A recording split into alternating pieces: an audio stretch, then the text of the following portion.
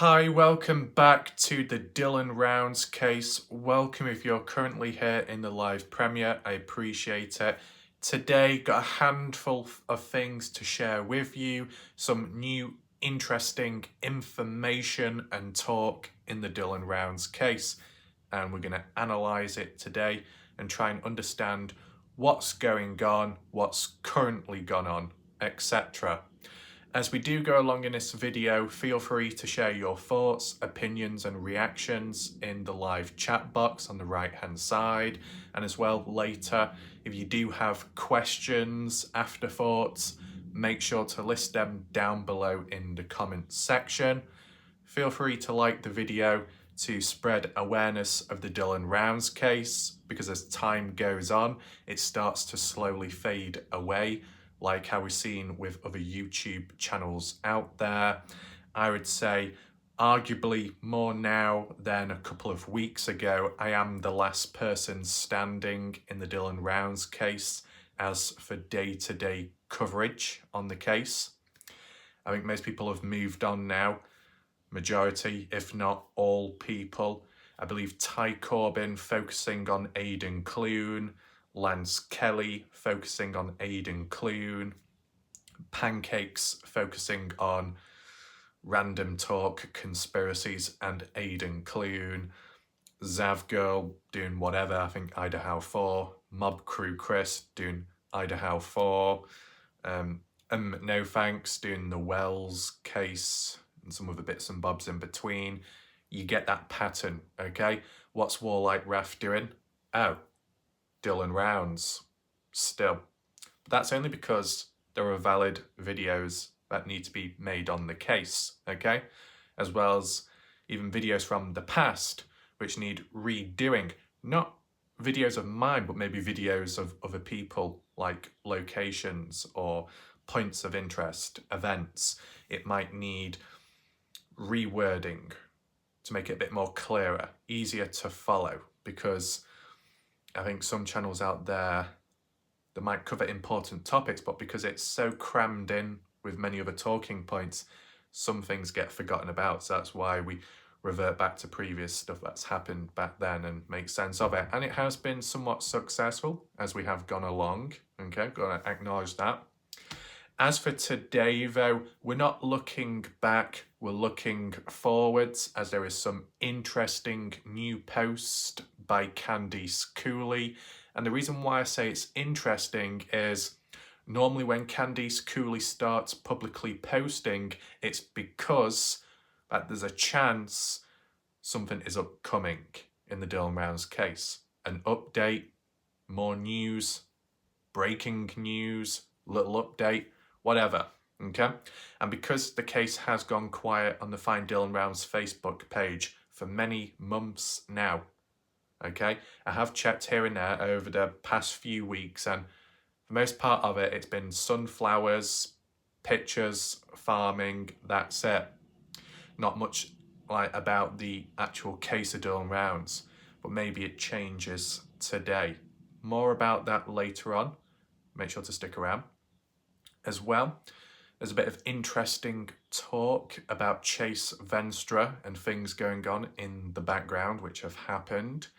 We'll be reading that message out to do with Chase Venstra, try and make sense of it. One person reached out to me because they wanted my opinion on the matter. I'll do my best to give an opinion and analyse and see what's going on there. Make sure to stick around for that. We also can take a look back at the Shack lady's latest comment on my channel. I believe it was in a community post. I was supposed to follow up on that and cover it in a previous video when I was doing the wash talk. But the wash video went on a bit too long, bit too deep. So as you remember, some of you have said I'll look back at these comments in the next upcoming Dylan Rounds video. And I think it's fitting we look at it today, group it all in at once and get a better understanding of what's going on. If there's any questions, any new information, we can read it out and make sense of it. Okay. Obviously, most recently, I've done a few different types of videos. If you haven't checked them out, make sure to do so. I'll also provide a few links down below to some of them. as well as a link to the last Dylan Rounds video I did. If you didn't check it out, make sure to do so. It's arguably one of the most important videos out there in a while, as well as key coordinates provided of a location which was never really revealed and kept somewhat secret in a way. No one was able to successfully provide coordinates until I did. Okay. So yeah, quite a bit to get through. I think what we will do first, because there are 2 sections of comments I need to get through, I'll do the first wave now, see where I'm at, to allow people to join on in to this live premiere, because I know not everyone will be joining immediately. And then we can move on to the Facebook post, okay? Here we are with the first comment section. We say it to the newest, start from the bottom, work our way up. It might not take too long. And if people have just suddenly joined, if you wonder why I check the comments out in this format, besides replying to them normally, is because people prefer it this way, as it's a bit more interactive, a bit more hands-on, and it can help people learn as we go along, okay? Tom Evans previously saying, I have wanted to have an alive or dead discussion about Dylan for a while. I hope this discussion will help me sort out my thoughts on this. Tom Evans, let me know your thoughts. Did it help in the end? Did it put things into perspective, or are you left scratching your head? Let me know. But yeah, for others, make sure to check this previous video I did. It's not that long ago, it's about 4 days ago, okay? Cleo, yay, best part of my day. Thank you all at Ref. Christy, very interesting video. Cleo, forgive me for not thinking before speaking today on this important video. We got Jacqueline, you've got it right about the account. It was Doug's aimed at Jim Terry. He won't want all the Jim Terry videos viewable. He never deletes anything. He said he keeps everything. Okay. So this video of mine at the time was revolving around Dylan Round's legacy being tarnished because of a certain playlist saved on the channel. And when trying to come to a conclusion, and from what viewers said who were present, it boiled down to basically Dylan's legacy YouTube account originally was called Taking Down Jim Terry, and Mr. X actually confirmed it himself too. Because a number of independent people said the same thing, and I was thinking something similar, we came to that conclusion that Dylan Round's legacy YouTube channel was originally more aimed and focused at taking down Jim Terry. Now, why didn't Doug just create another YouTube account besides that then? I don't know, maybe because he's not able to, or it's just a bit too messy having multiple accounts, so just have a secondary one and rebrand, rename it, and that's what Doug did. But the odd playlist was still there, present, as we saw publicly. Will it ever be removed? Maybe. Things can be changed in the background over time. You never know who watches these videos, and messengers too, who might pass it on to others out there. That's always possible. Yeah, at least we came to some understanding around that, made more sense in the end. The bit where Jacqueline says he never deletes anything, kind of interesting. So those 9 hidden videos in that JT playlist could be more videos about Jim Terry. Okay. I mean, just in general, I can understand why people wouldn't delete their own videos, even if it did come to some kind of drama or trouble, because maybe in your own mindset, you've put in effort, time to create a certain video, despite the outcome, and you feel just deleting it is just like a waste of time. It's not good, it's not fun. So you compromise and say, right, I'll privatize it, so it appears as if it's been taken down, but it hasn't really. It's just in the background lurking. Anyway, Jacqueline also says, it's a must to listen or read as much info that's available in any case. Yes, it's tiring, can be boring, but it's the only way to work a case.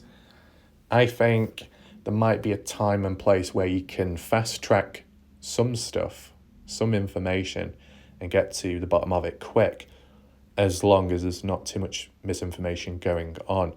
And if the case is done efficiently by authorities and higher ups, and there's not too much messing about there, then obviously it will, reduce the roadblocks and barriers,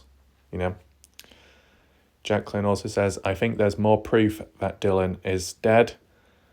Feel free to share your thoughts, Jacqueline. What other proof do you feel demonstrates Dylan is dead? Let me know. We got someone called B Rad Deadbeat Dad saying, Link, I am the father, B Rad Deadbeat Dad in the hizzy. My brother Merc is gay for pay. He will love your show. So I guess this is a reference to Jim Terry and Mark Terry. The profile picture there is of Jim Terry with the wonky shades on. Is this really Jim Terry? I don't know. You get these alt accounts all over the place, right? I think Bob might have come across alt accounts in recent time. Shack Lady's come across alt accounts in the past during live streams. A lot goes on, right? When you do actual live streams, call-ins, interviews and all that, that's where you probably see the alt accounts showing up more than ever, because that's their opportunity and chance to penetrate through the defence, appear on screen, and then say, here's the big reveal, it's me. And then they're like, oh, how did you manage that? It's because they used a different account or, behave differently to be able to fit in. Yeah, it can happen. But do we just have a quick look at this? Give me a second. I'll say it's joined 3 months ago. One comment on this channel. Not much going on here. No.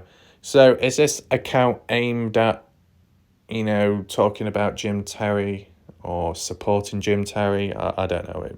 Probably not. I might say Mark. Anyway, there you go.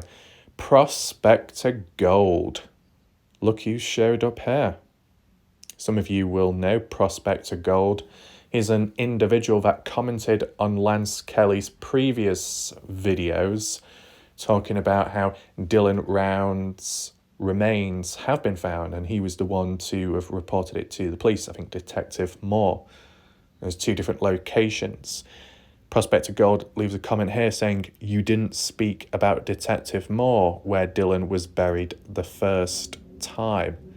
So basically, Prospector Gold's comment at the time was worded as if Dylan Round's remains were found in 2 different areas, like he was chopped up and scattered about. But the way it's worded here now, it seems as if Dylan Rounds was buried in one spot and then moved on elsewhere, such as desecration taking place. But why would 2 areas have 2 lots of remains found if the remains were buried in one spot and then moved on after? Normally, if you're going to move a body onto another place, you're going to make sure nothing is left behind in the original burial spot. So is Prospector Gold slipping up on his words here and slightly contradicting himself? I'm not quite sure. And yeah, the only reason why I didn't talk or show too much to do with Dylan supposedly being buried the first time is because the description was very vague. It was something like east of the Grainshed property. Okay, east, but how many miles?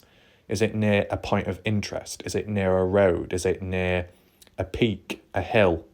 A named location or even coordinates so you can pinpoint it. Prospector Gold failed to do that. There he gave a description with the second location, which was Rabbit Springs Reservoir, right? And as said, the only reason why it was a bit interesting that was because Bibbins, a completely different person, tied within the Dormouse case, a local from Lewisham, said, maybe you should check out Owl Spring. And Owl Spring is near to Rabbit Springs Reservoir. So it was a bit weird how they came out with 2 similar locations near to each other, even though they don't know one another. unless Prospector Gold is secretly Bibbins. Has anyone ever thought of that?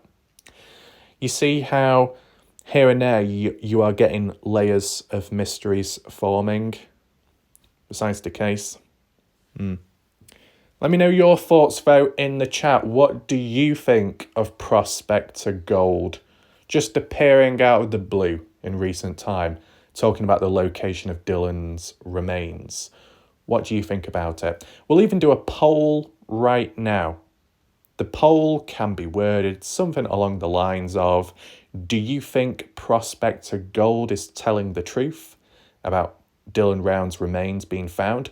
Or do you think it's a fake account with BS? Feel free to vote right now. We move on.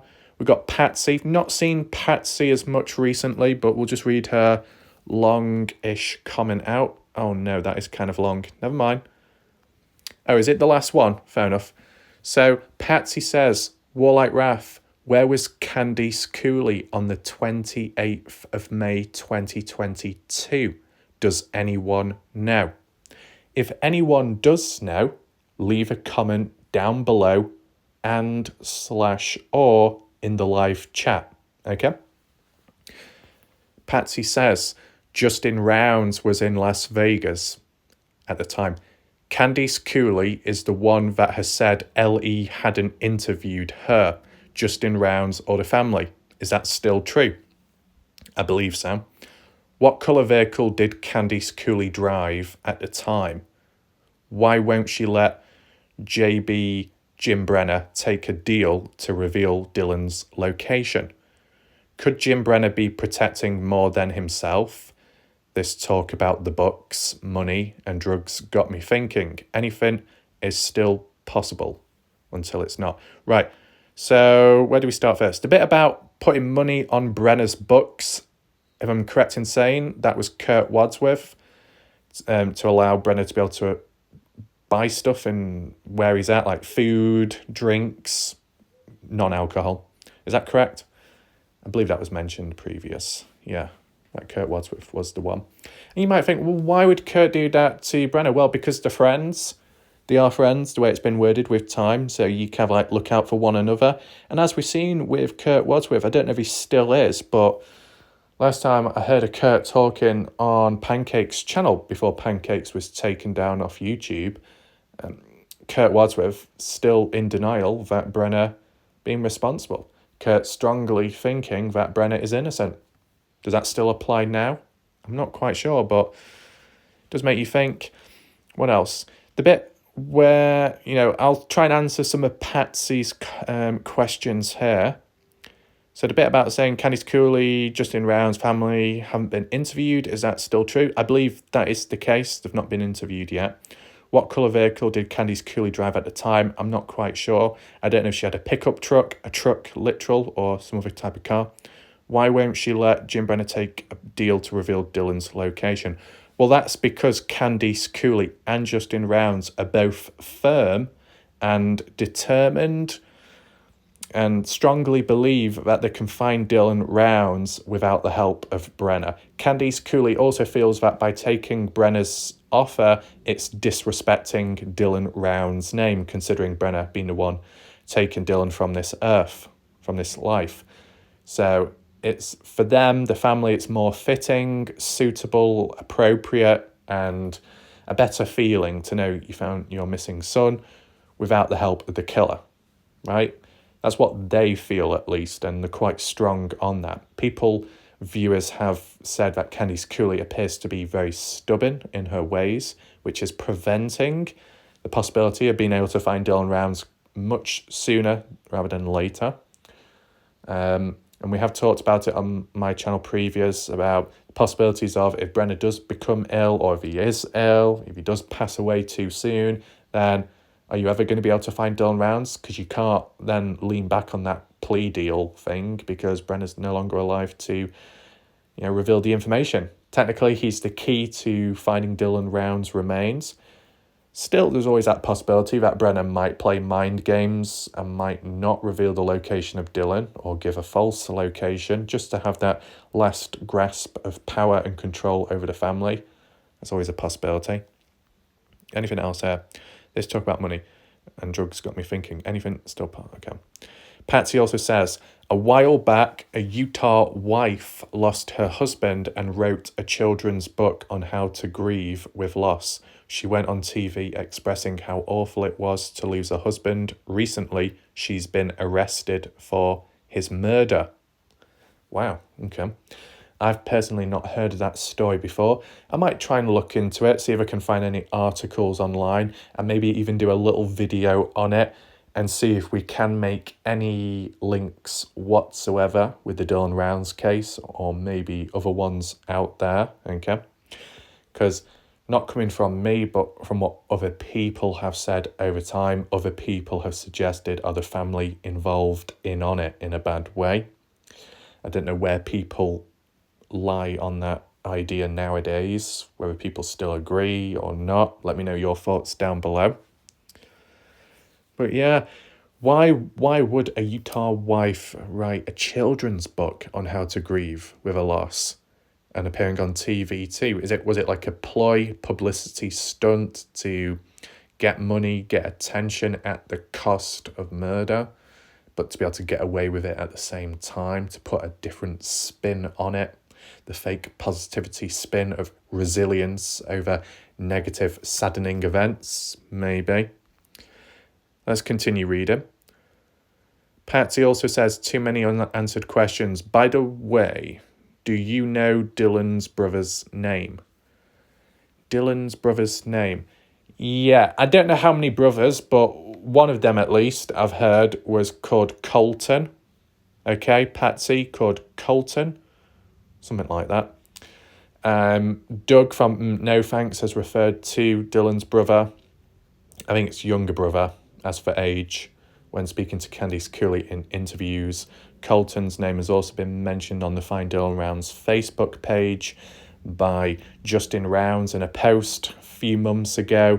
Justin Rounds was referring back, reflecting on Dylan Rounds, how Dylan would break stuff like objects, equipment, but keep quiet about it. He was good at keeping quiet, and referred to Colton, younger brother, as being very good at hiding, helping Dylan keep his secrets. Okay, just a little reference there. Anyway, Patsy says, I like the discussion around Owl Springs and Rabbit Springs. Are those locations within the cell tower area? I remember Candice Cooley stating in Heavy D's video the radius was 5.4 miles or something, and the grain shed was right at the bottom portion, and the area to the north, Dylan would have no reason to go there. Just makes me wonder. Just a very quick question. Okay, we know the phone pings, right, but what do you call it? The cell tower area. Maybe I have already glanced over it on the maps, but I wasn't focused on it at the time. Right, so this is important. If anyone can answer it, it'll be appreciated. Does anyone know where the cell tower area is at? Like, the actual pinpoint? Because maybe I can incorporate it with Owl Spring, Rabbit Spring, as for distance check.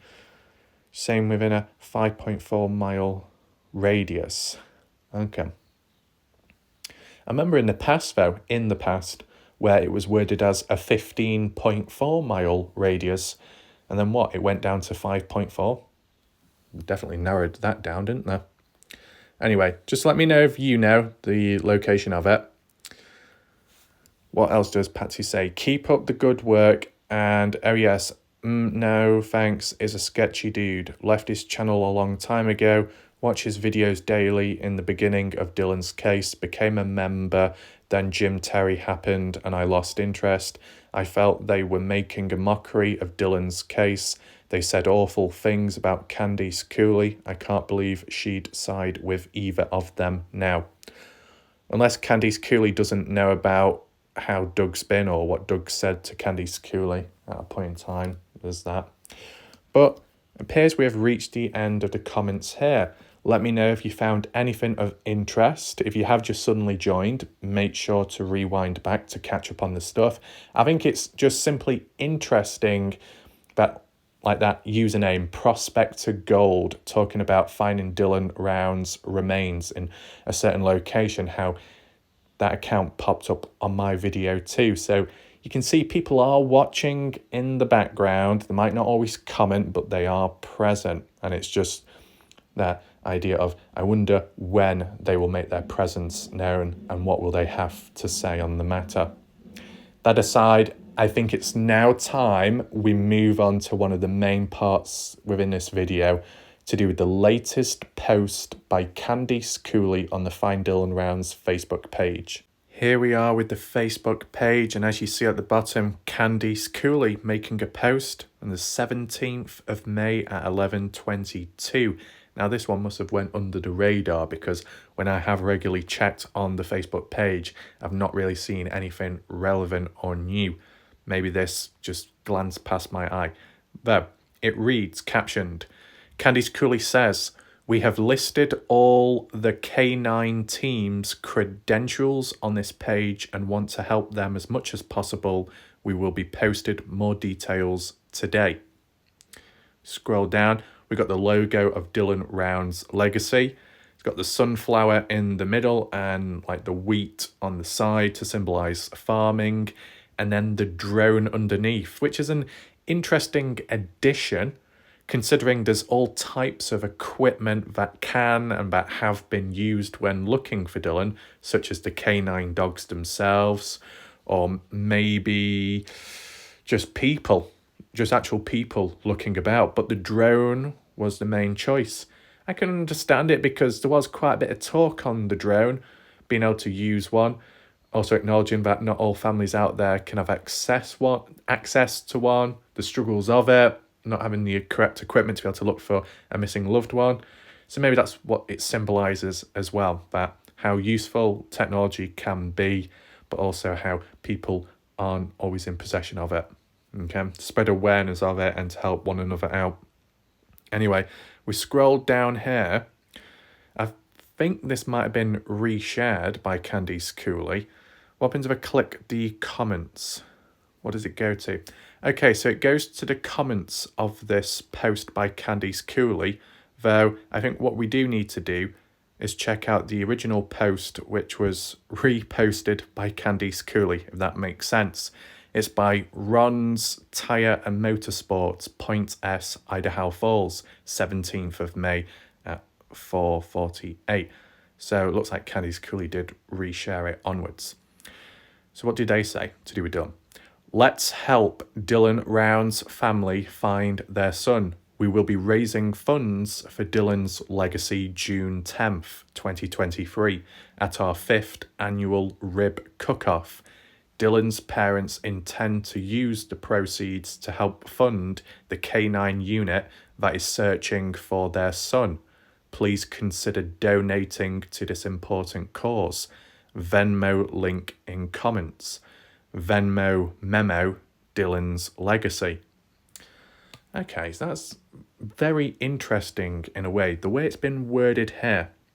I mean, in the past, when I've heard about K9 dog units being used, Candice Cooley worded it as volunteer groups. People volunteering themselves free of charge. In more recent time, Candice Cooley wording it as ex-military coming on in, elite people, volunteering, free of charge. So why is Ron's Tyre and Motorsports wording it here as to use, raising money to use the proceeds to help fund the K9 unit that is searching for their son? I guess, let's just be realistic on the spot. Maybe the K9 unit is still volunteering their time, but because they're not getting paid for it, they need to make money somewhere. And I guess that's where like the fundraisers and, being supported in that sense in the background to help the K9 unit continue do what they're doing for families out there volunteering. Okay, so that's probably how it's worded. So Candice Cooley isn't directly paying this K9 unit to search for their son, but helping in a way assist them in the background so this unit can continue doing what they're doing. Because if these volunteer groups don't receive funding just in any general setting, then maybe they do shut down and stop searching because they can't do it anymore because of lack of money and funding. Yeah, I'm sure people will understand better despite the way I worded it. Okay, I'm just thinking, would it have been any different with Lance Kelly and his supposed cadaver dog if Lance Kelly was able to get the cadaver dog much earlier on in the case, strayed away from Candice Cooley in terms of search areas and certain findings being documented? Candice Cooley had a better outlook, more positive on Lance. Do you think Candice Cooley would have reached out and asked for Lance Kelly to volunteer with the cadaver dog? I don't know. It wouldn't work now because obviously things have soured with time, but at a point, maybe things could have gone differently. Anyway, let's continue down below. What are the comments? It doesn't seem to show any comments. That's weird. It says 15 comments, but it doesn't seem to show on here. Anyway, let's go back on this one, right? Just get rid of that for a second. Okay, so I guess the comments only show up on the reposted one by Candice Cooley. Let's just see what it says. Kistia Larson saying, "Hey Candice, was there a search this last weekend with search and rescue for Dylan?" Well, she didn't respond. I didn't know about that. 6 replies. Oh, is it underneath? Oh, okay, there we go. Sometimes it shows a bit clearer in bold text, but it didn't this time. Candice Cooley responds and says, "No." Okay, so within the last weekend, there have been no additional searches for Dylan Rounds. Anything else? Bailey Carter saying, "First, I want to say that I am sorry for your loss." Okay. What's this? You're going through, but I wanted to reach out to you. I read somewhere that his phone was found in a pond. Have you reached out to Adventures with a Purpose? They do underwater searches for bodies of missing people. Okay, so Bailey is a little bit behind on the case. The phone of Dylan's been found in Lucin Pond June 18th, 2022. But at a later date, it was revealed to the public. Okay, they did search the pond. They did not find Dylan. They searched it a second time. They did not find Dylan. Even in 2023, towards the start of the year, they double checked, and still didn't find Dylan. Candice Cooley says the pond has been drained and it's not shallow. Oh, bit of a random point to point out. Did anyone else know Lucin Pond isn't shallow? It's not shallow. I don't know how deep Lucin Pond is, to be honest. I've never heard a figure mentioned. If anyone knows, feel free to list it down below. But I can understand why they did use divers then, as Candice Cooley worded in the past. You only use divers when it's deep. Okay, fair enough. Right, okay. Where can I donate? Cindy, you may want to post address to send a check. Not everyone has PayPal. What else do we have here? Oh, Ron saying the mailing address and Venmo link are both located on the event flyer.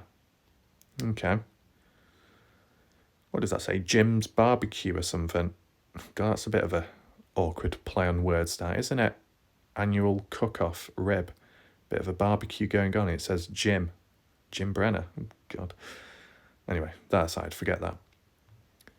When will we be able to download that sticker? Jenny saying, is there a GoFundMe that people can, from out of state, donate to? Candy saying, there is no GoFundMe. This is benefit they do annually. The information to donate is on the flyer. We have never had, nor ever will have a GoFundMe. Shornder Schaefer Young says, I'd take Brenner out there and make him show you where he's at. Eye for an eye. Kuckler saying, thoughts we are all having, but damage to the soul. Refix with something you can actually accomplish. Write it out. Make sense to yourself first, then influence others. what I thought of can't be written for public eyes. Are we going into some kind of Bible verse or something? What the hell? What did Shonda mean? I'd take Brenner out there and make him show you where he's at. Well, would Brenner actually do that? I don't think he...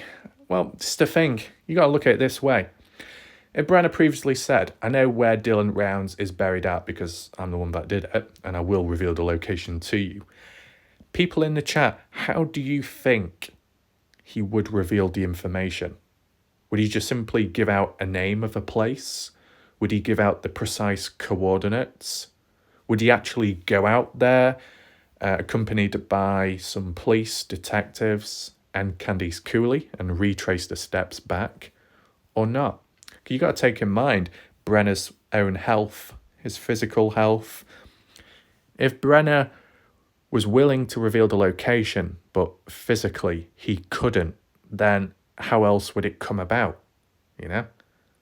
Would he go on Google Maps, Google Earth, and say, well, if I just tap the screen here, there's the coordinates? It's a bit awkward, right?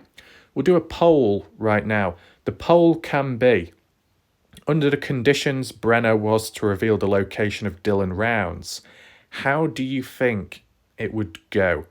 How do you think the information or like the location of Dylan Rounds would be revealed?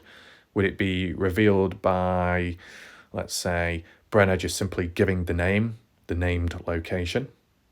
Brenner just giving the precise coordinates? Or Brenner physically going out there accompanied by authority and, literally walking to the spot? Let me know your thoughts, okay? I still think it's a bit of a ticking clock situation, counting down. It's a bit of a race against time, to be honest. Cookler says, a bit of a long one here, saying, I need to delay my offer to bring my Boover certified K9 to Flatland hike with you all. She broke a toe getting a toenail stuck in a slat on porch, trying to find a vet that won't say she needs thousands in surgery. Exaggeration, but sometimes doctors graduate and think they know it all. Just snip her toe tip. We will heal. X-rays, harmful. Medication, harmful. Sadly, a groomer missed trimming that front toe. Then the universe smote us both to stop. Just stop and be silent. We are not notified of sale, forced to move after 13 years. I picked up all the porch rugs to wash, then I tipped over a cardboard box. Hasty packing and fractured stuff. I said no pain meds, just x-ray for chiropractor. After 2 hours in vertical triage and x-ray, I asked for light muscle relaxer, no pain meds. Lost 42-year-old son to meds in 2021. Get wrong shot, allergic, went into organ failure. Comes in, says you're dying. Should we try to resuscitate you or should we just let you go? They had the audacity to bill my insurance. Lordy. This world seems ask you, Jack Shepherd, where are you? I did go home 12 hours later walking with a cane, escaping temporarily damaged. I still feel I need some natural nature walking, as does my canine constant companion. We're camping now, been 3 weeks or more. Point is healing no matter what. We are nature babies, all of us. Great and small. Nature is the ultimate life. Experience life with enthusiasm. Try not to avoid life, and it isn't easy, just worth it. Right, so I have no idea what Cutler is talking about there. Is Cutler involved in the search for Dylan Rounds with the K9 dog, cadaver dog? Is that the whole point of it? Does Candice Cooley know of this individual? What? Anything else? Jacqueline, thank you. Ron's tired for doing this. Family will definitely be there. And Elias saying, hi, Candice Cooley. I was speaking with a friend of mine who saw exactly where Brenner buried Dylan. What? Brenner... Oh, here we go. I think it's a bit of a dodgy comment this, but we'll read it anyway. Brenner cut Dylan's lower part after some tussle between them both, for which he defeated Dylan. That was those droplets of blood you guys noticed. My friend wishes to remain anonymous but wants this case to close as soon as possible, hence I speak for him and won't mention his name for now due to some personal reasons. kindly reply my DM so I give you the exact location just within the crime location so you can go there and dig his bones out. So, me personally, I've not seen comments like this that much, okay? Candice Cooley may have come across BS a bit and she's worded it in her videos, but I haven't personally seen stuff like this that much. I mean, recently we've heard from Prospector Gold revealing that location, saying that it's in the hands of the police, that they do have the remains of Dylan by now. But then this person, Elias Darlington, is claiming that they know the location of Dylan Round's remains, but they have not been found or retrieved yet. But this person is willing to reveal the location to the family privately. Right. Why not just simply report it into the authorities and the police? You don't have to wait for the family. You can just simply reach out directly to the actual authorities tied in with this case, right?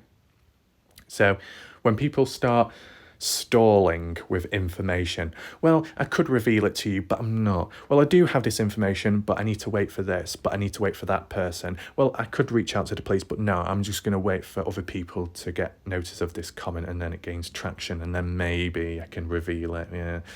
Yeah, all this stalling, I don't think it's that helpful. And the way it's worded this, probably BS. Let me know your thoughts in the chat. Was an unexpected comment, considering I haven't really come across any before in the Dylan Rounds case. Or not many, I should say. Yeah. So this person was speaking with a friend who saw exactly where Brenner buried Dylan. So, Elias, that friend of yours that saw where Brenner buried Dylan, what, your friend is living in Lucin, Montello, and why were they present? Why were they present to witness Brenner burying Dylan? Why didn't that friend reach out to the police? Why did the friend not reach out to Candice Cooley earlier? Why is it Elias needs to act as the personal representative? This was posted 3 hours ago. So there's a high chance that maybe this comment will be deleted later on due to comment moderation, I'm sure, because it'll be seen as spam, misleading, BS. But it's worth documenting something like this so you can see for yourself before it is censored. Because like on my channel, for most part of it, people aren't like censored left, right and centre like how other channels do, right? But the bit where it says Brenner cut Dylan's lower part after some tussle. How? How would you even do that? Reach down? Yeah, I can't imagine it. And I mean, the way the talk has been, Brenner possibly shooting Dylan. I mean, where does the cutting take place? What, Brenner had a knife with him at the time? Yeah. It is a bit of a messy post, this, right? Just let me know your thoughts in the chat to what you think about this comment. I would say we do a poll, but maybe it's too soon with the other one what we did. What I want to do now is move on to the next post by Candice Cooley, more recent, okay? I believe it's further up here on the page. So as you say, you got, I thought that was Doug. Why does that look like Doug from No Thanks? It must be the facial expression. Anyway, what do we have here? Cuckler. Oh, Cuckler once again. What's that say? Today is my... reflecting on family stuff. Okay. Here we go. 15 hours ago. Not really much going on there. Just some photo of vegetation. Is that in Lucin? Some plants growing down there.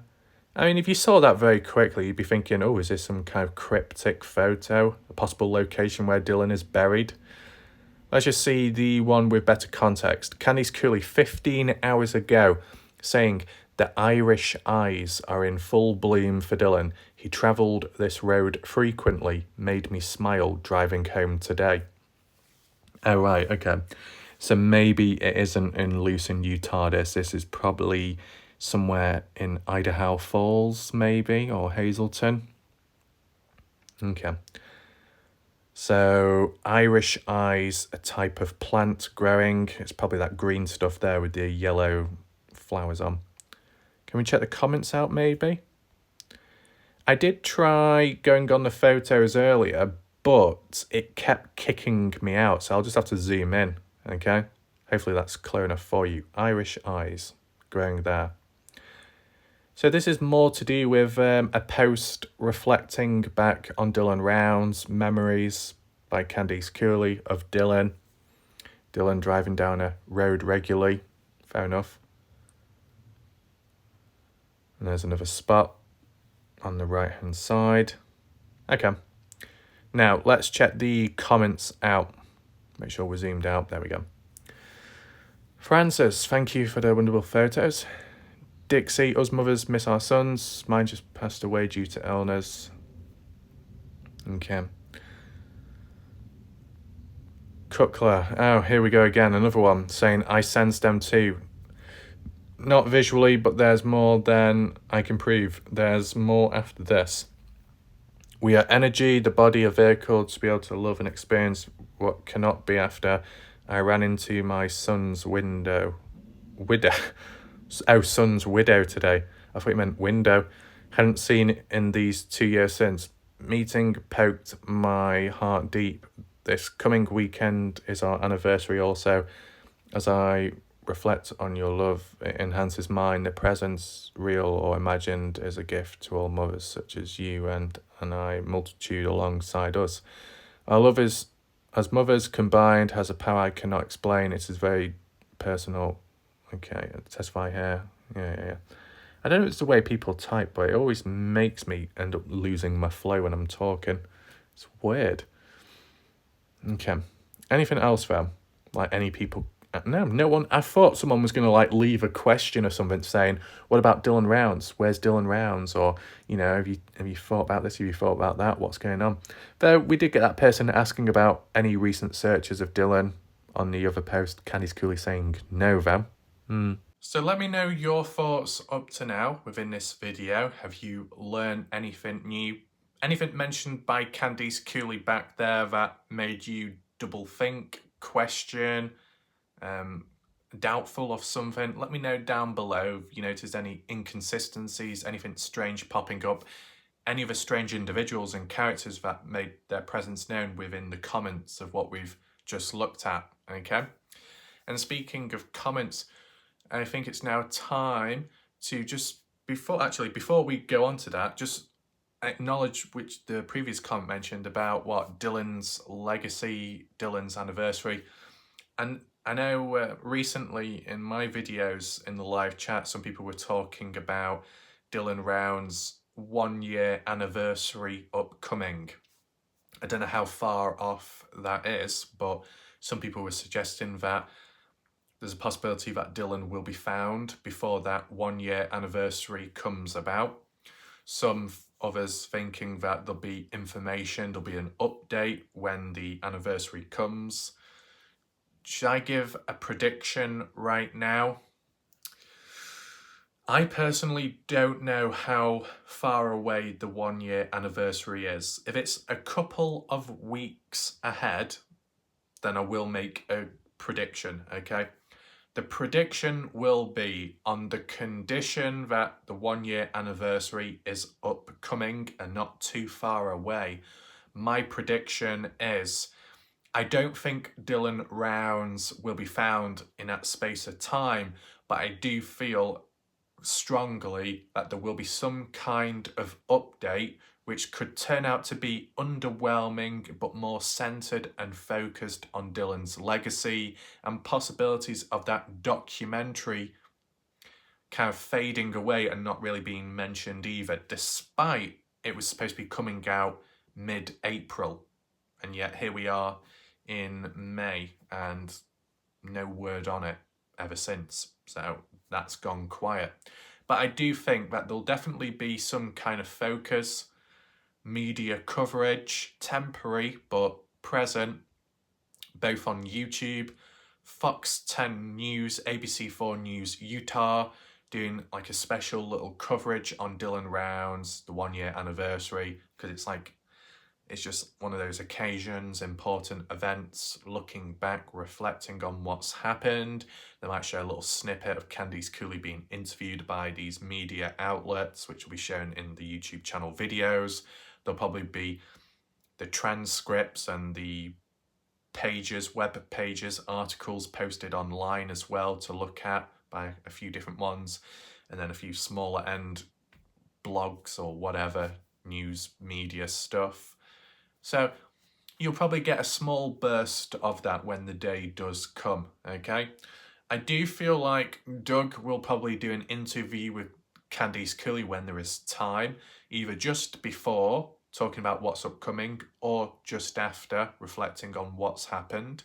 I also feel that East Idaho News Channel will definitely do a one-on-one or like a two-on-one interview with Justin Candice Cooley. I think that will come up. Will it all happen on the same exact day? Probably not, but it might be a week of it or so coverage on Dylan.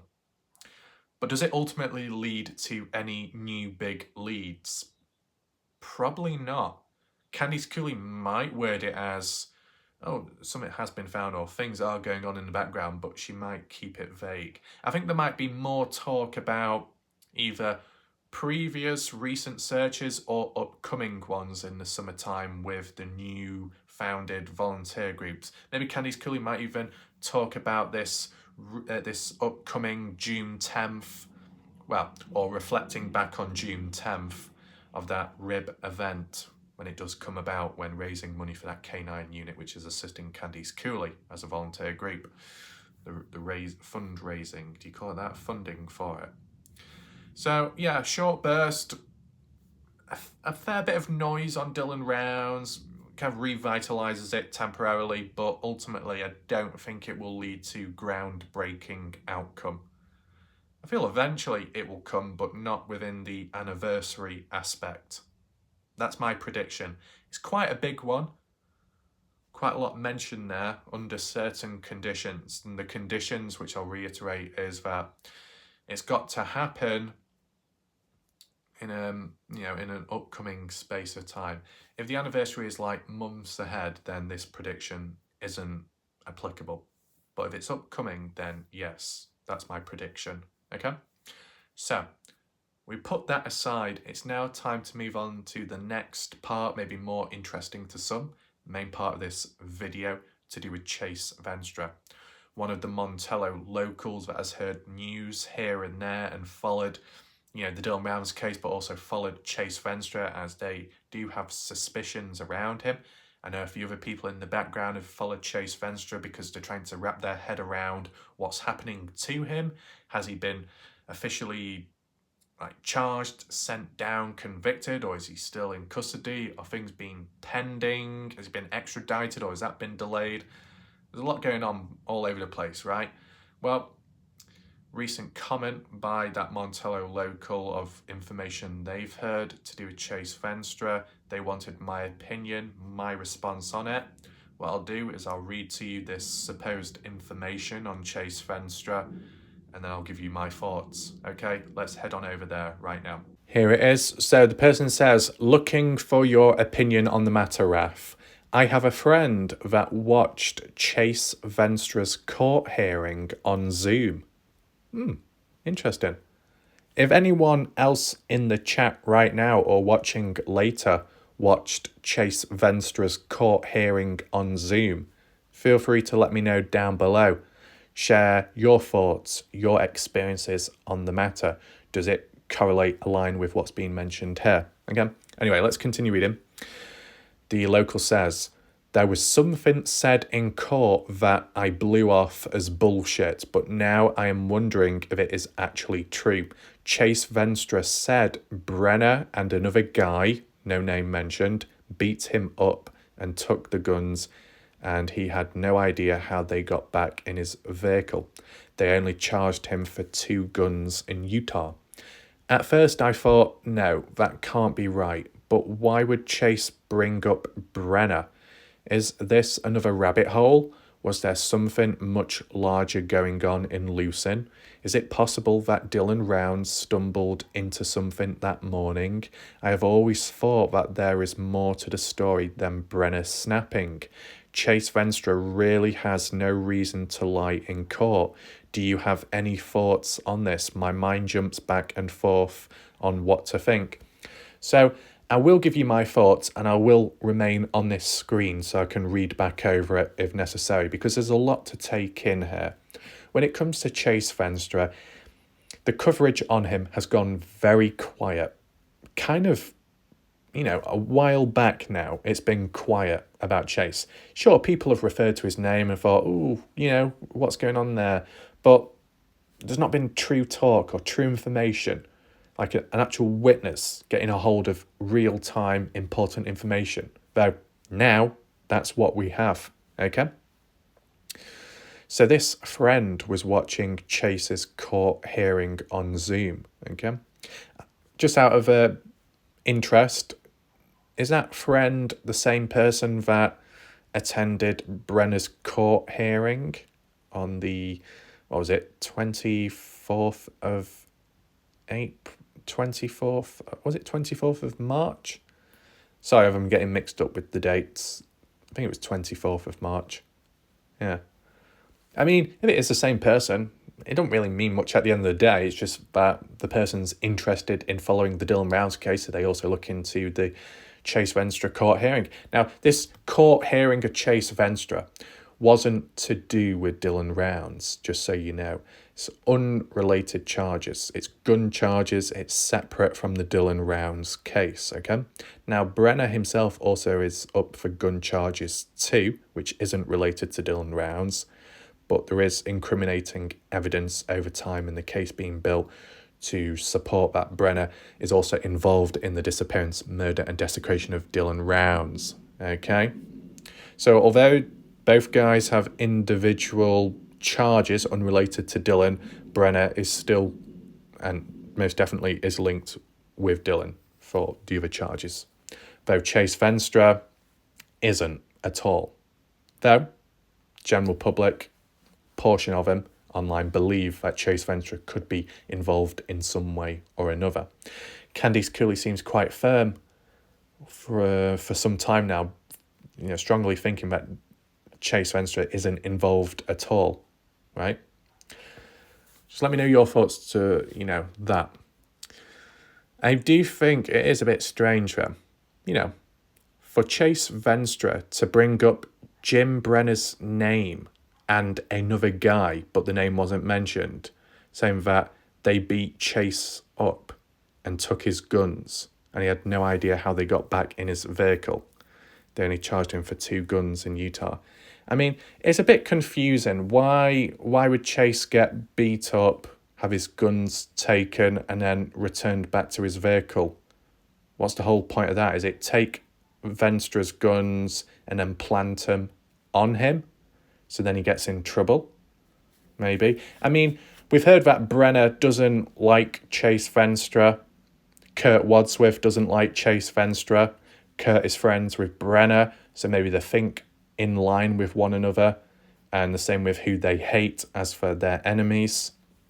I believe it was Chase Venstra that was in some kind of relationship with Brenner's ex or something, or girlfriend, more so girlfriend at the time. It's taken me time to try and understand this, because I'm looking more at the bottom of some of the text, but I think I need to work for it in the correct order. Okay, so I'm just going to reread it out once again. Hopefully people can understand and share your thoughts on all this.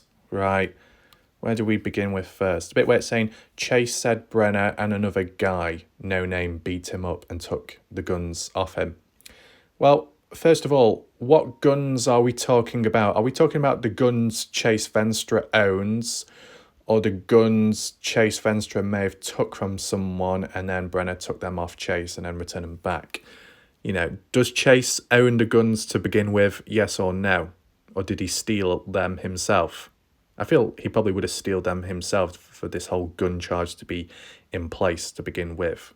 A felon in possession of firearms. Okay. So that's kind of cleared up there. But where it says, and another guy, no name, I wonder who that other guy is. Chase accusing Brenner and another guy of beating him up and stealing his firearms. Who is that other guy? Who could it be? Don Hately? Kurt Wadsworth? It must be someone local within the area or so. Was it Bibbins? It's got to be someone that's on side with Brenner, gets on well with Brenner, but maybe dislikes Chase Venstra. And who is that? Well, you could say Kurt Wadsworth. Kurt Wadsworth is friends with Brenner and vice versa, but they both dislike Chase Venstra for different reasons, right? So they agree on a certain thing and they take it out on Chase. Okay, interesting. Chase Venstra has been accused here and there at times, like with the beginning of the Dylan Rounds case, where it was Chase and I suppose Robert Aviles that were responsible for kidnapping Dylan Rounds in Montello, but that turned out to be a false call. But an attempt was made back then to put the blame on Chase Venstra, and it's kind of like, why? You know, is it that deep-rooted grudge where things are made up just so you can get someone to be punished just for your own entertainment or pleasure? I don't know. Makes you think. So just let me know your thoughts in the chat to who this no-name guy could be that Chase is talking about. And why did Chase not say the name of that other individual? Is it because Chase Venstra doesn't know the name of the person? Didn't see the person's face at the time? Yeah. And I wonder how Chase Venstra was beat up. Was it face-to-face confrontation? Was it an ambush? And where did it take place, this event? Was it in Lucin? Was it in Montello? And what year? And was it ever reported? Or does it all tie in line with this whole gun charge scenario? It must do. It must do, because there'd be no reason for Chase Venstra to bring it up, would there? So is this a scenario where Chase Venstra is trying to pin the blame on Brenner and try and demonstrate Chase's innocence? Or is he just using Brenner as a scapegoat for some reason? What do you think? We'll do a poll right now. And I don't know how many polls we can get into, but I will try. This poll can be, do you think Chase Venstra, despite, unrelated to the Dylan Rounds case, more so this gun charge related case, do you think Chase Venstra is trying to pin the blame on Brenner because there is a reason to? Or is Chase Venstra doing it just simply using Brenner as like a scapegoat? Because Brenner has already got charges. Brenner has already got in trouble with the law in the past, has been arrested, etc., served time, involved in this Dylan Rounds case at the moment, gun charges, many as well. So, if Brenner's pulled into this, even though he might not be responsible, authorities might look at it and consider, because Brenner's, past history, he appears to be the type of guy that could be responsible, right? And we've heard Brenner beating up people in the past, right? So it could be a possibility that Brenner did beat up Chase Venstra at one point. Interesting.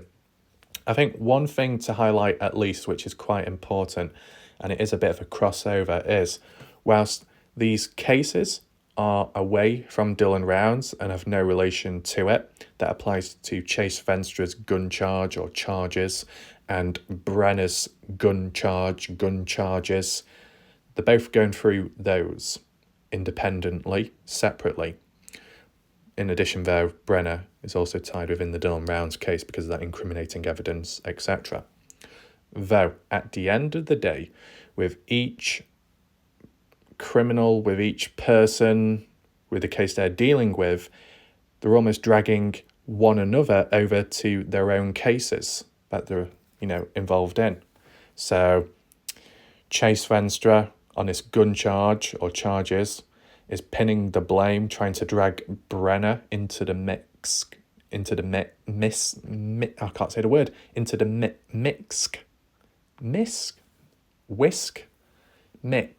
Oh, that's it. I had a bit of a brain malfunction now. Fuck's sake. So basically, Chase Venstra is putting the blame, trying to drag Brenner into this whole situation. So he gets in trouble. And then Brenner, in his case, is trying to shift the blame onto Chase Venstra. An example of that was when Brenner was in custody and making that phone call to Justin Rounds, the father of Dylan Rounds. And Brenner said, basically summarising it by Justin is that Brenner was putting the blame, shifting the focus onto Chase Venstra, saying that he's the one responsible, that he's the one that has caused Dylan to die, to go missing, to be buried, etc. It was like putting all the blame on there. So Brenner was like deflecting, diverting attention elsewhere, dragging someone else down. Okay? Is it opportunistic behaviour? Maybe. Kurt Wadsworth did the same in the beginning of the case when putting the blame on Chase for the hostage of Dylan, but turned out to be a false call. So is Chase Venstra doing the same thing now, but retaliating back as a form of revenge? It just seems to be very petty, very back and forth. And it just goes to show that all these different characters, although some of them aren't, or maybe most of them aren't officially charged in the Dylan Rounds case, they are still mentioning people who are within the Dylan Rounds case and dragging them into their own independent charges and cases elsewhere. So it's kind of like what Weezer says, are we dealing with a bigger thing here, more than what meets the eye? Like, was Dylan Rounds in the middle of it all and, got in trouble, saw something he wasn't supposed to? Yeah, it's a bit messy. But I think it's just one of those things where if certain crimes and charges happen within, same area or very nearby, and they know one another, and they all are criminals, reoffenders, then they're probably going to bring each other's names into it if they were actually present around one another, or if they just simply have a grudge with one another, right? So maybe that's inevitable. But it is a coincidence how the same people dragging one another down in their own independent cases and charges are also mentioned, applied within the Dylan Rounds case, or actually present, around Dylan at the time in question. So it feels like it all links together despite these unrelated charges and court hearings, yet the same names are brought up each time and the blame is being put back and forth like a pinball machine. That's very interesting. And what's also interesting is that other unnamed guy. What the hell is that all about? Hopefully people watching right now are able to understand this, and hopefully people that did join this video were able to stick all the way up to this point, because it is quite important, new information, interesting stuff, talk. It's gone very quiet on Chase Venstra, so to be able to cover this, it might relight certain fires of interest, right? Anything else to mention here? The bit where it says he doesn't know how, Chase doesn't know how they got back in his vehicle. They only charged him for 2 guns in Utah. So what was the whole point, though, of returning those guns back to his vehicle? What, to try and get him in trouble? And where were those guns originally, or where were they intended to be put? Was Chase going to bury them or something? I don't know. What else does Weezer say? At first I thought, no, that can't be right, but why would Chase bring up Brenner? Is there another rabbit hole? Was there something much larger going on in Lucerne? Must be. Is it possible that Dylan stumbled into something that morning? I've always thought that there is more to the story than Brenner snapping. You never know.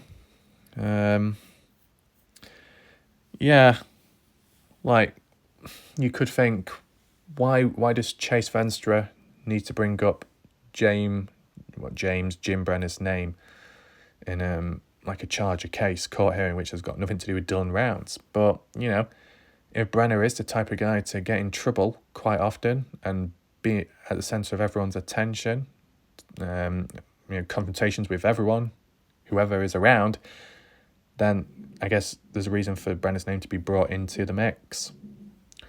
But if it's too relevant to the same day, like when Dylan went missing, then this Montello local could be correct in what they're saying, that it's on a bigger situation scenario. Chase really has no reason to lie in court. I mean, I can't really remember now, but, you know, as for those lie detector tests in the past, Brenner failed completely, Don Hately passed, and Chase Venstra failed on only one question. Still to this day, it's not been explained or revealed, that stuff. And that's many, many, many months on. It would have been good to hear about it, to truly understand. Is Chase Venstra the type of person to lie? I don't know. I'm not quite sure personally. Let me know your thoughts in the chat. Do you have any thoughts on this? My mind jumps back and forth on what to think. So I don't know if this will help for that Montello local about trying to process all that's going on. I think the best way to think is you got these different court hearings going on with these separate individuals charged to that specific case, specific charge, which aren't related to each other or Dylan Rounds exactly.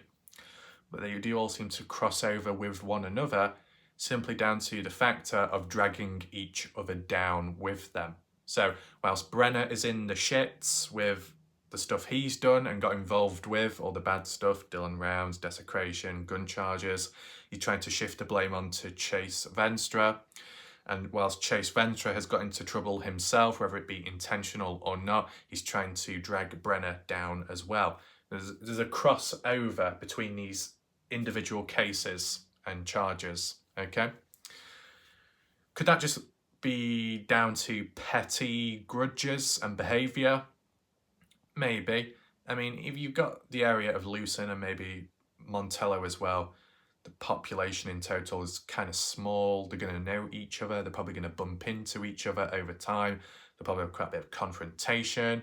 If they're all independently have a criminal history, which, you know, a couple of them do and reoffend as well, then there's probably going to be a bit more tension and friction. Look at it like this. If you can get drama, nasty behaviour and bad stuff going on within the YouTube community of the Dylan Rounds community, certain YouTubers with mugshots and past criminal records all gathering within this case, that's a fact, and there's tension there. These individual YouTubers with their criminal backstory, back history, personality, behaviour back then might start grinding with one another, and it's like it's just brewing chemical disaster, right? So as it applies on YouTube, these ex-criminals and ex-people getting in trouble with the law are interacting with one another, which probably isn't a good thing because it could cause more issues and more tension. The same is kind of happening in real life within Lucin or around the area with Chase Venstra, Brenner, unknown guy, could be Kurt Wadsworth, could be Don Hately, etc. Right? So I think that's the best way of looking at it. Does what we've looked at today, up to now, does this mean, oh, Chase Venstra is directly involved in Dylan Rounds' disappearance? Not really, but it brings up more questions as, why is Chase bringing Brenner up into it once again? I mean, it could be as simple as Brenner just being a complete reckless individual, getting into trouble left, right and centre with just about everyone and all the other cases. I mean, it could lead to it being true what Chase Venstra is saying, so then the blame's put onto Brenner, and then that's yet another charge, yet another court hearing Brenner has to attend, and it'll just stack and stack on top of what he's currently been charged with the other, you know, charges, cases. So, yeah, makes you think. But the possibility of, on a bigger picture, more could have been going on at the time with Dylan Rounds, with who he was surrounded by. That is a possibility because as time goes on and with the events we hear of the area itself or nearby, the criminal activity, the levels of criminality, the amount of criminals out there, the ones that are surrounding Dylan Rounds at the time, you know, Don Hately, Chase Venstra kind of, definitely Brenner, I think Kurt Wadsworth and, you know, some of the Wadsworth family. with their past history being around in the presence of Dylan? Was Dylan in a safe area around safe individuals? I don't know.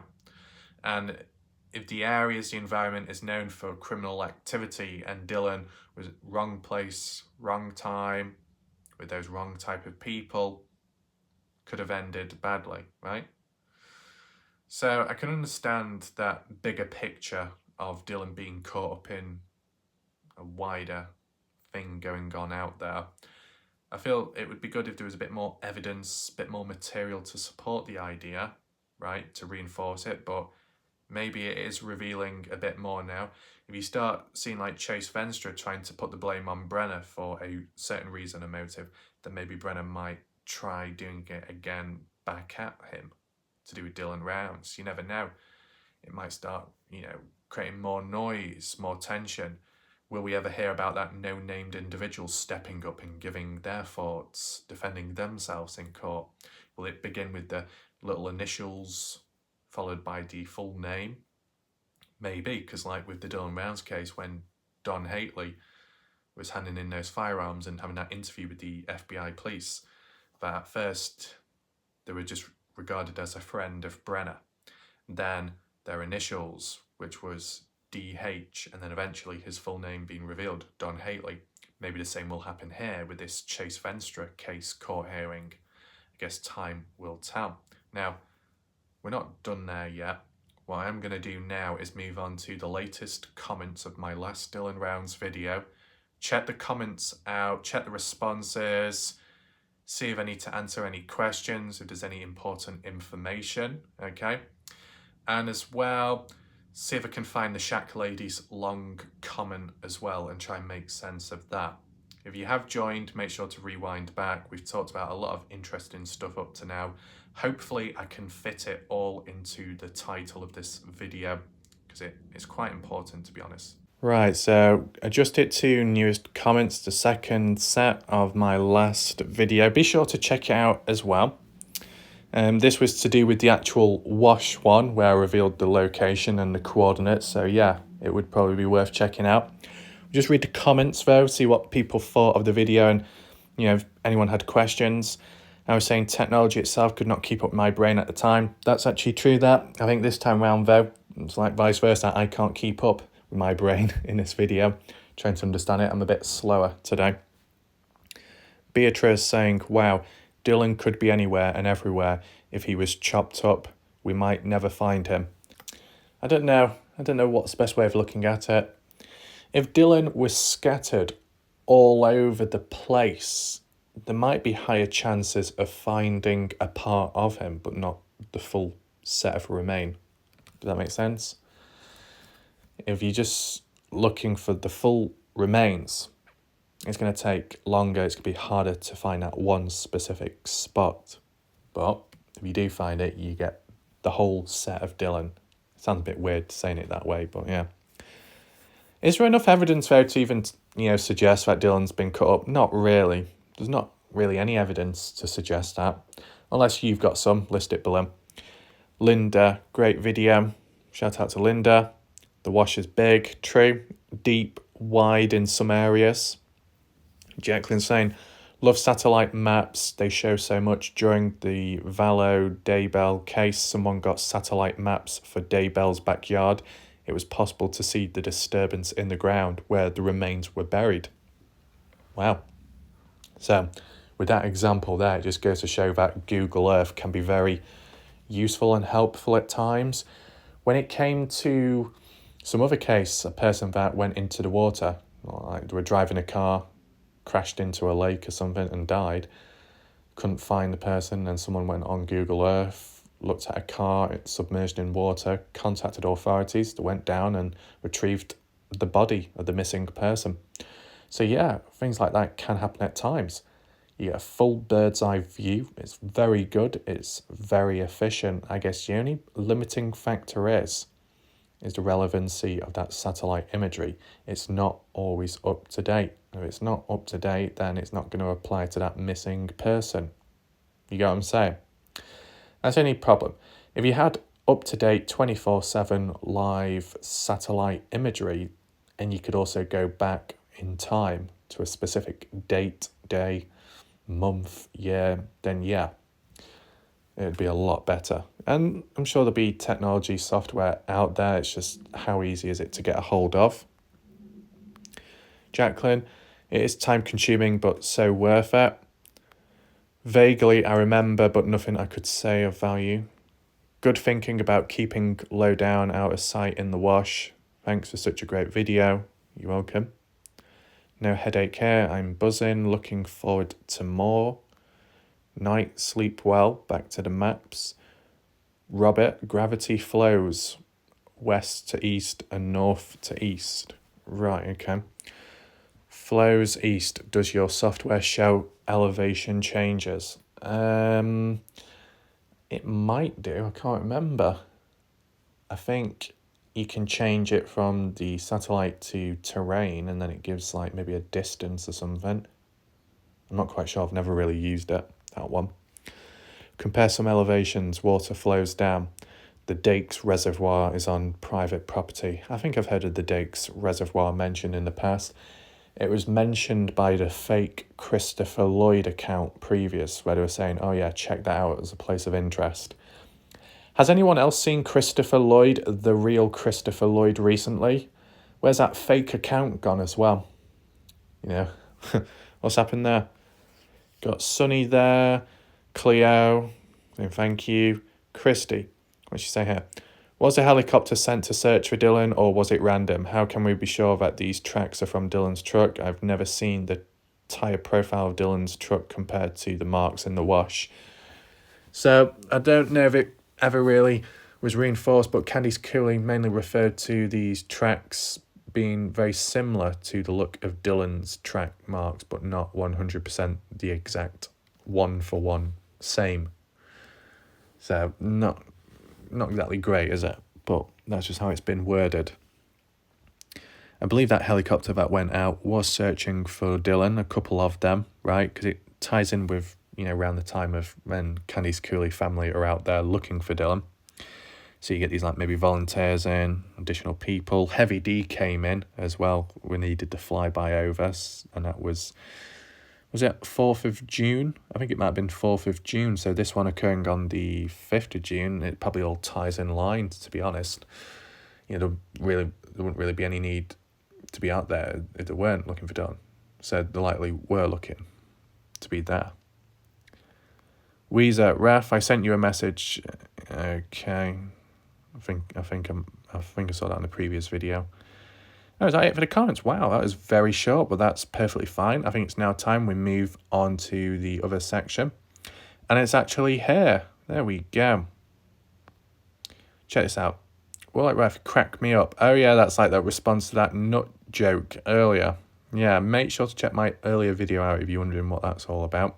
Anyway, here we go. Weezer. What does Weezer say? I think this is the one with the shack lady, isn't it? Yeah, it is. Oh, God. There's going to be a lot of stuff mentioned here, but never mind. We'll read it. Just give me a second to get comfortable. I've already got backache. Weezer says, there isn't anything about this case that makes sense. The week when he went missing, there was massive people out looking from Lucin to Montello and no clues. I believe Candice Cooley worded it as about 500 people hand in hand out there. But then I read elsewhere that was exaggerated. Anyway, Weezer says, then the organised search in the Lucin area, which some searchers drifted into the Montello area. Then the Nevada search, which covered from the Utah border several miles into Nevada and basically from Jackson Mine to Patterson Pass, plus all the searching Ty, Lance and everyone else has done. As far as we know, not a single clue where Dylan is. Now that summer is here, I would think that the family would be asking for help searching, but that isn't happening either. A couple of things are starting to stand out to me. I am beginning to think that Box Elder County didn't search too long because they have some clue that he is not in that area. When the search was going on in Nevada, the Elko County Sheriff told me that he didn't believe that Dylan was in Nevada. Things just don't add up. Well, if Elko County Sheriff don't think Dylan's in Nevada, then maybe he's probably in Lucin. But if he's not in Lucerne, then where the fuck is he then? Wendover? But, Wendover is split between the Nevada side and the Utah side, so you can't get away from that. Where else? Completely different state? Is that what we're talking? I mean, I'm not going to analyse too much of this, just simply because I didn't really know specifically about exactly what searches have taken place in which area, right? But, if you wish to read it yourself, reread it, feel free to do so. Tom saying, we see this eye to eye. So many things have never added up in finding Dylan. Most of the information that we have gotten has come from two sources. The sources are Candice Cooley and the Private Eye. Over time, their credibility has become very suspect. Why has Dylan's trip to Burley on Friday been buried? What about the truck seen leaving the property on Saturday being ignored by Box Elder? There are so many other questions that should have been followed up on, and as far as we know, Box Elder have ignored these vital issues. So many questions that I wonder if they'll ever be addressed. Yeah. Where did they go?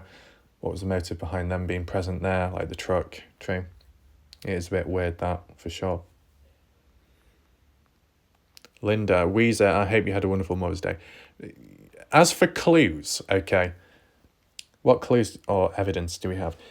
As for the evidence, gun, key fob, no DNA found on them, clean down, so, you can't go off from that. Dylan's truck, the mileage being wiped off that, you can't really go off from that. The phone pings, you can go off from that to a certain degree, up to the point of where the phone was traced and found, which was Lucerne Pond, okay? But what does that reveal? Does that reveal Dylan's location? No, it reveals the location of where a piece of evidence, a possession of Dylan's, was disposed of. And that is all. As for blood found here or there, like on the boot, or blood on Brenner's shirt, does that reveal the location of where Brenner's at? No. It reveals, it incriminates that Brenner played a role, the main role from the looks of it, possibly the only person involved in the eyes of some, okay? But it still doesn't reveal the location of Dylan. That's what I mean. You can say a fair bit of evidence has been collected within the Dylan Rounds case over time, enough to charge someone like Brenner with the murder and desecration of Dylan. But all that evidence doesn't point in a particular direction as to where Dylan exactly is. That's what the big issue is. We found the evidence to support who's responsible from the looks of it. Maybe there's more out there, but not been found yet. But have we truly found any evidence to point in a particular direction to where Dylan's at? Not from the looks of it.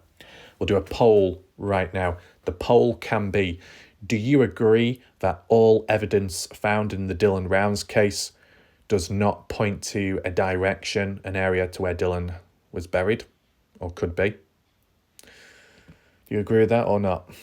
I said I might reword these polls differently when we go through them properly. And, I'm just thinking on the spot, right? Yeah. I mean, witnesses, right, that have reported this or that truck leaving the Grangehead property at 3 p.m. on Saturday, 28th of May, 2022, and it not really being followed up by police. That could have been a potential piece of evidence which led to the location of Dylan, maybe. Dylan's pickup truck, if that data was never wiped, it could have led to tracking down the location where Dylan was taken to and disposed of. That's not possible anymore. You see, it seems as if the key, most important pieces of evidence and witness reports have been brushed over, become invalid with time, not accessible, retrievable anymore. Seems like those pieces of missed opportunities, missed evidence, were the possible directors in finding where Dylan Rounds is at. The evidence, what has been found very successfully, was successful in charging Brenner, and that's all. That 27-second video clip of Brenner, described as a miracle. Yeah, okay. But Do we have a miracle of evidence which leads to a direction of where Dylan's at? No. That's the second stage in this case. You've had a miracle which, incriminates Brenner, but you need a miracle of evidence which points in a direction. Have there been any, fucking talk, Andrew. My God. Has there been any moments of potential evidence which has pointed in a direction which turned out to be a false call? You could say that with Kurt Wadsworth making that call to the family police about the hostage situation in Montello.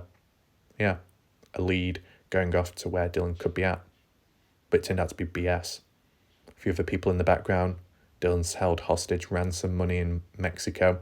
Turned out to be a false lead there. So you had these small, very, very, very small glimmers of hope which have been shut down. I mean, if we are talking about track marks in the wash, right, those track marks, the shack lady said, nope, they're not to do with Dylan, not at all. Nope. Candice Cooley confirmed it. What?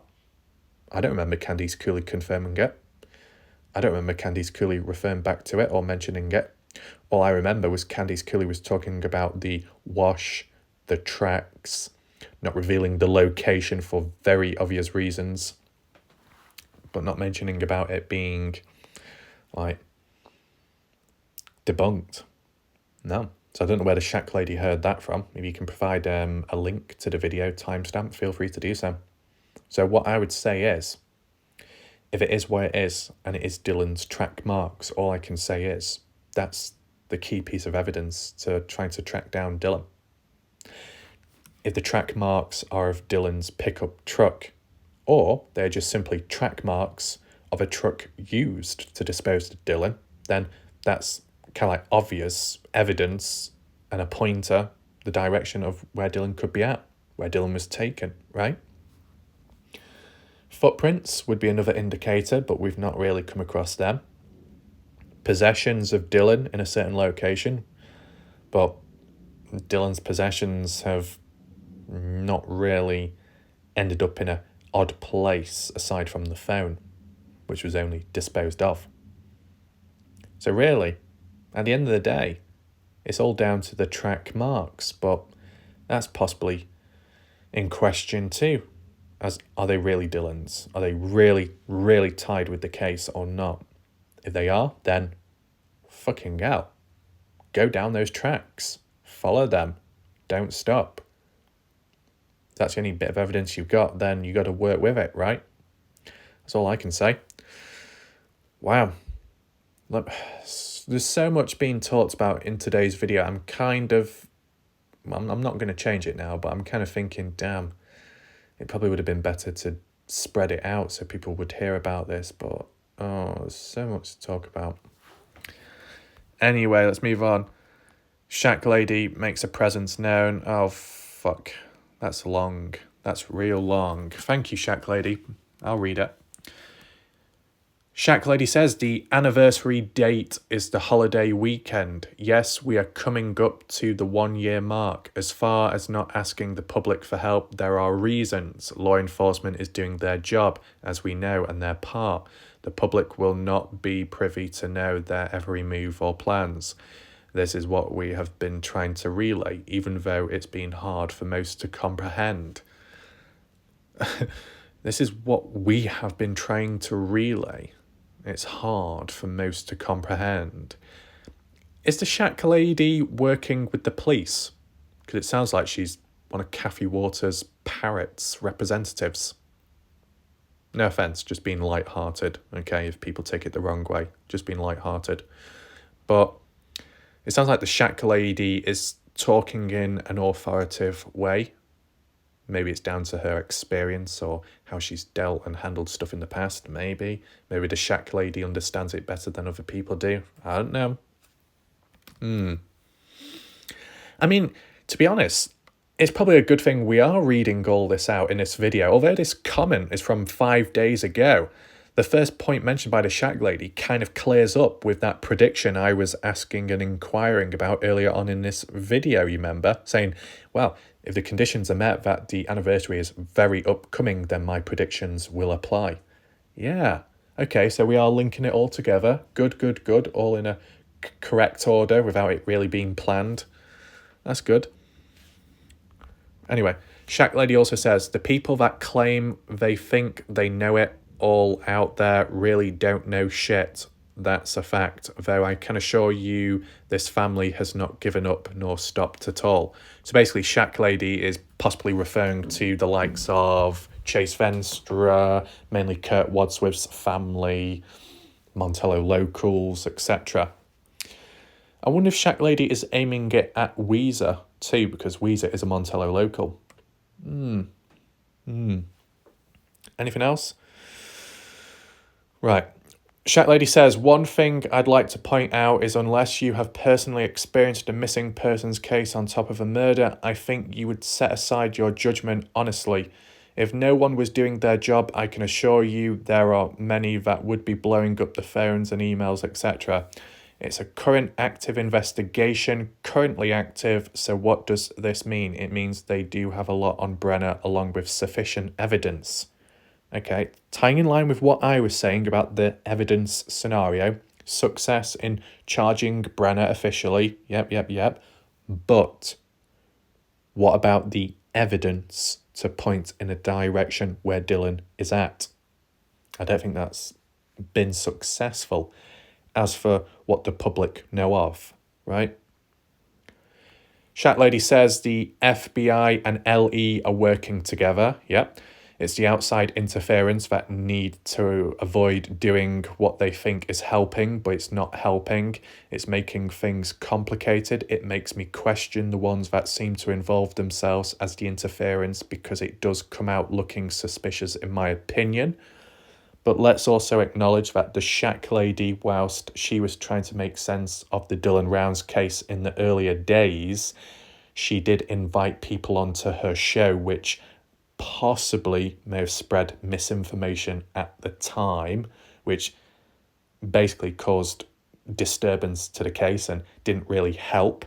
Basically, what like the Shack Lady has mentioned here in the comments, that people think that it's helping, but it's really not, and it's making it more complicated. Well, the Shack Lady was in the middle of it all when all those people came onto her show. So, you know what I'm saying? Anyway, Shack Lady does say, allow them to do their job and allow the family the space to work with what they are working with. This is what others are not doing. The active investigation will involve time and resources, lots of planning and research of evidentiary items.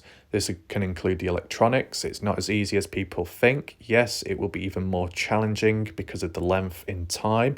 It's very vast out there. I think a lot of people are thinking they're just going to stumble across a whole body. Remember the time and length and the environment. It makes a huge difference in whether or not he's been buried or not too.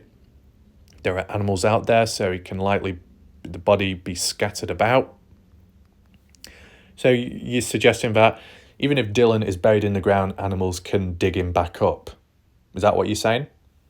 It's a shame the canine cadaver dogs out there can't do that then instead of the wildlife. Or if you was able to put trail cameras out there just in the vastness and then observe the animal behaviour.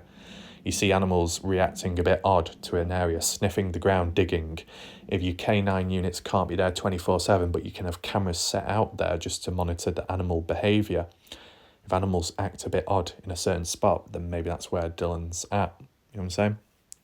Anyway, Shack Lady says the other thing people aren't listening for is the fact if anything is found, then gets protected in the area and set as a crime scene. I don't really think the locals want to be a part of, my opinion. We all want answers and want to know what happened. We are all humans, but remember, humans are the ones that can impact this criminal case intentionally or non-intentionally. Tom, Weezer, thank you. Okay, Weezer responds back. The Shack Lady, maybe you took what I wrote the wrong way. I was trying to point out that in the very beginning, just a couple of days in, fresh track marks or freshly dug holes would have been very easy to spot. There were large areas that were covered on horseback and ATVs that did not involve being on a road. None of those searchers found anything. I believe Boxelder County is getting a bad rap. Of course, they're doing their job. I know some of these men, and in my opinion, they wouldn't have stopped searching if they thought they could find Dylan. They're from small communities where neighbours help neighbours. The 1 year mark is coming up. There have been organised searches, professional searchers, special equipment, hunters, campers, rock hounders, shed hunters, ranchers, etc. that have been all over that area and no sign of Dylan, which makes me personally doubt that he is out there. I do believe Ellie has it figured out because with all the new technology and forensic capabilities, it's not going to be easy to hide anything. I thought the Shack Lady left another comment. I swear the Shack Lady left another comment, but unless it was deleted. What does Big Bad Bob have to say? Bob the Builder. Bob Farrell. Nobody in the Dylans family doesn't know how to tell the truth. Everything is a big secret. Why it's 1 year next week. Kurt, Don, Ed, and a few others know what the hell happened to him. Dylan, and so does his parents, Grandpa and Grandma, and then the whole freaking town. Taylina is the boss of that town. She tells people what they can say and what they can't say. She's involved also. Charge her with a crime and get her family, all of them, out of that town. The drugs will stop. Okay. Well, we've looked at the comments of the last video. We've looked at the comments here. The Shack Lady giving her very long memoir opinion. Yeah. Make sure to let me know what you think down below. Basing it off what Bob Farrell said, okay? I know others have said, oh, Bob is just talking a load of shit and he's saying a lot of stuff from rumours he's heard all over the place and incorporated it all into one. I get that.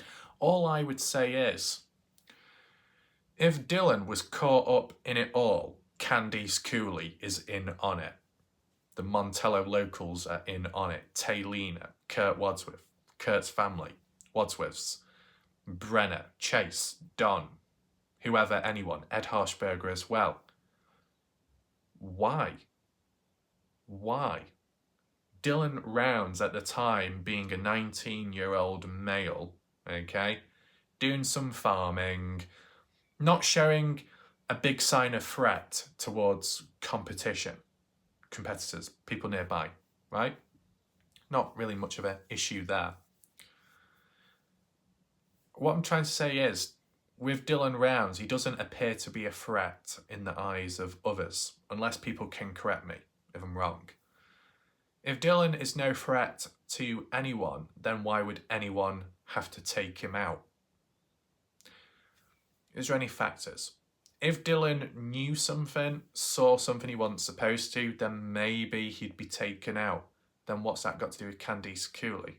If she's not even from the area, how would she even know what's going on in the area? She's got things wrong to do with stuff in the area, so how's she going to be involved in this crime within the area if she's not been there much and makes up stuff inaccurately, right? Kind of cancels that out at least. As for the rest of Montello locals and people in between, I don't think they see Dylan as a threat. I mean, it still comes down to a sense of jealousy, a little bit of a grudge, a bit of hatred, a bit of a snap mentality. And if anyone did assist, it would be not because of a snap mentality in them too, but more so a loyalty factor in helping a friend out. You're doing a favour, okay? That's what I think, at least. The idea that everyone's all in on it and there's lots and lots of people trying to take Dylan out, you're making it sound like Dylan is like a most wanted terrorist and everyone's out to get him. He's like really dangerous, heavily armed. Yeah, I think that's a bit of an exaggeration, okay? So what I mean, as time goes on and things do fade out or stuff goes quiet, yes, it does open the room up for more conspiracies, ideas, theories, etc. And whilst that is good, of course, it allows more freedom to think. It can also lead to the case going backwards. And do you really want that to happen? Anyway, a lot talked about today. Just to summarise, or at least, vaguely summarise to make sure that people who are watching now or joining in now rewind back to fully understand it. In today's video, we have taken a look at the latest post by Candice Cooley in relation to the Dylan Rounds case and all of that. We've looked at some recent, very interesting information and talk about Chase Venstra's recent court hearing in which Brenner's name was brought into the mix of it with another unknown named mysterious individual. We've looked at previous comments as well, which some of them have sparked a bit of intrigue, including the individual that claims to have found Dylan Rounds' remains, also watching my videos in the background, see? Also, we looked at the Shack lady's experienced outlook on this case too. So if you want to hear about it all in depth and learn more, rewind this video, rewatch, and take it all in. You can take notes if you wish to. If you do have questions, additional points, just list it all down below in the comment section. And I think because of this video, the themes, the talking points, the title, just in general, awareness needs to be spread. And as I said, from the looks of it, I am the last person standing covering this case day to day on YouTube. Obviously, it's not going to be like that all the time, but at least speaking of now looking back on what's been done, I am technically the last person standing. So, I mean, I did say I was going to be the last person standing the moment I stepped on in this case. And, there was big established channels covering it, and I just came on in. But I said I was going to be the last person standing. I am the last person standing. Simple as. We'll see what happens next. Hopefully you enjoyed the video. Hopefully you were able to follow it reasonably well. And I'd say that's it for now. Thanks for watching. Goodbye and good night.